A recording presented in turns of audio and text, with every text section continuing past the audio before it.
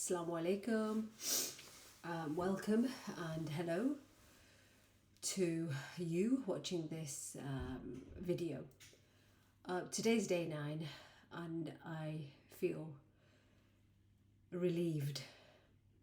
I don't even know whether I don't even think it's grateful. I feel absolutely relieved that the day 9 critical tasks are complete. It wasn't a pretty day. It wasn't easy. It was a real day. I'm actually understanding why this program is called the 75 Hard, because it is flipping hard. It really is hard. And what I mean by that is that not that, you've got to do 2 workouts or you've got a diet to follow or you're drinking a gallon of water. It's not that. It's when you can plan the most perfect day. You can figure out when you're going to do your indoor workout. But then there's the curveballs that just come your way and either derail you, or the plan that you'd created just is not going to happen. So hours ago, I had planned that I was going to do my outdoor walkout with my 3 children, except one of them injured her ankle and therefore none of us could go out. I had to wait until 8 p.m. when my husband came home and do the outdoor walkout myself, do the outdoor workout myself. I didn't want to run in the streets or run around the block or walk, because one thing that this program does teach you, and if it's not this program, it's life generally, especially as a woman in the dark, you've got to take care of yourself. Don't be stupid. And I wish we lived in a perfect world where you could just go for a run at 4 o'clock in the morning, or you could go for a run at 12 a.m. in the morning. It would be wonderful. But you know what? Sadly, not all human beings are the same. So I care about my life and I care about my safety, and I ain't gonna run at 8 p.m. all by myself when it's pitch dark outside. And so therefore, I had to adapt my outdoor program and overcome this challenge where my child suddenly had an ankle injury and couldn't go with us. I mean, if she didn't go, none of us could go, because I'm not going to leave my kids by themselves. I'm a responsible parent. And so therefore, I went into the garden, and the 3-meter space that I had, my hands are still really cold, the 3-meter space that I had in my garden. I mean, my garden's a bit longer, but there's pots of just food that I grow in the garden. But the 3-meter space, I was up, down, up, down, up, down, up, down for 50 minutes. I know it's 45 minutes, but I was there up and down for 45 minutes.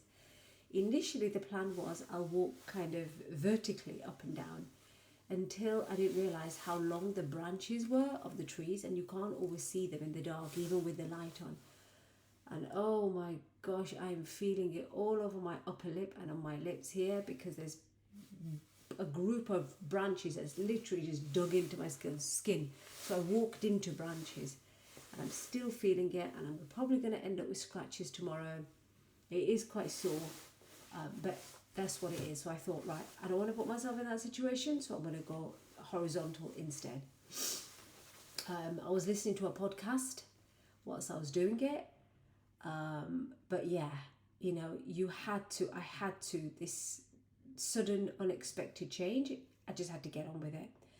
So this particular program, if you're on the 75 Hard program right now, if you're thinking about it, this program isn't about convenience. It's not about like when I'm feeling great or when the mood is right, when the time is right, yeah, I'll get it done. Honestly, it isn't. That's why it's called 75 Hard.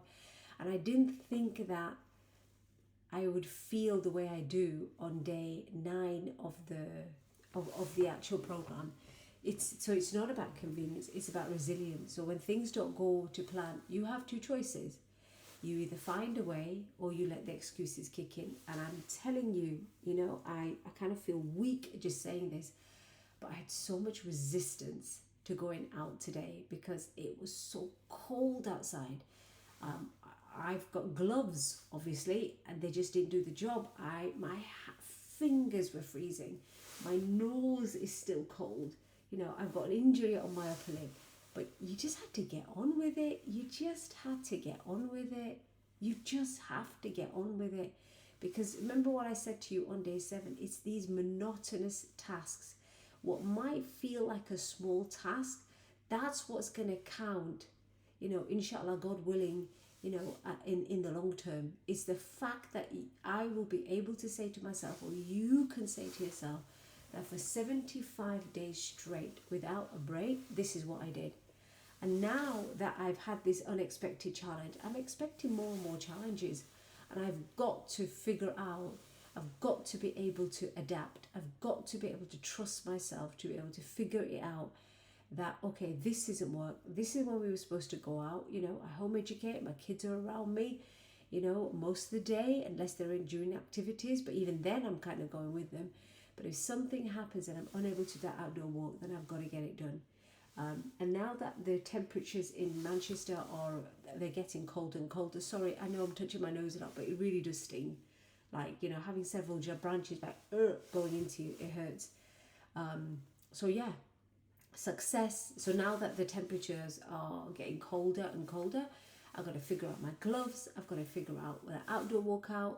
I've got to look at my husband's schedule when he's going to work, so that maybe I can just get that outdoor work done first before he leaves the house, so that if we do end up doing something, if I do end up going out with my kids, it's like in addition to what I'm doing. Okay, so yeah, success does not wait for perfect conditions. This program is definitely about discipline and getting through it when you're feeling inconvenient. So yeah, I want to keep this video really short because I just want to have something warm to drink now. I'm just more committed than ever. I know it might not sound like it in my voice today, but I am so committed. I really, really want to work through this program, this 75 Hard program.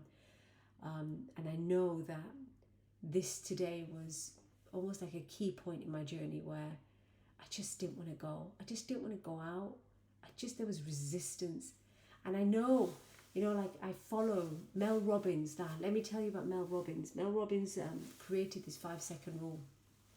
And what that means is that when you're resisting something, like, you know, you got to do it. Like, you know, you want to get, your alarm goes off in the morning and you know you want to get out. You know you're supposed to get out of bed. But for whatever reason, you don't get out of bed, right? So she created this fantastic, very, very, very simple rule that say to yourself, count down, 5, 4, 3, 2, 1. And what normally happens after you've counted down is blast off, right? That's what rockets do. So she says, like, get up then. Whatever happens, get up. So I did this. It's embarrassing saying this. I did this twice, if not 3 times, and I still couldn't get out because I could see that it was really windy and it was really cold. And I just thought, well, I don't want to do this. But yeah, it happened. So yeah, I'm not just going to survive this 75 hard. I really want to thrive. And so I'm going to journal more about today and some of the challenges that hit me. And I'm going to keep moving forward, you know. Let's go to day 10. All right, take care. I'll speak to you soon. Bye-bye.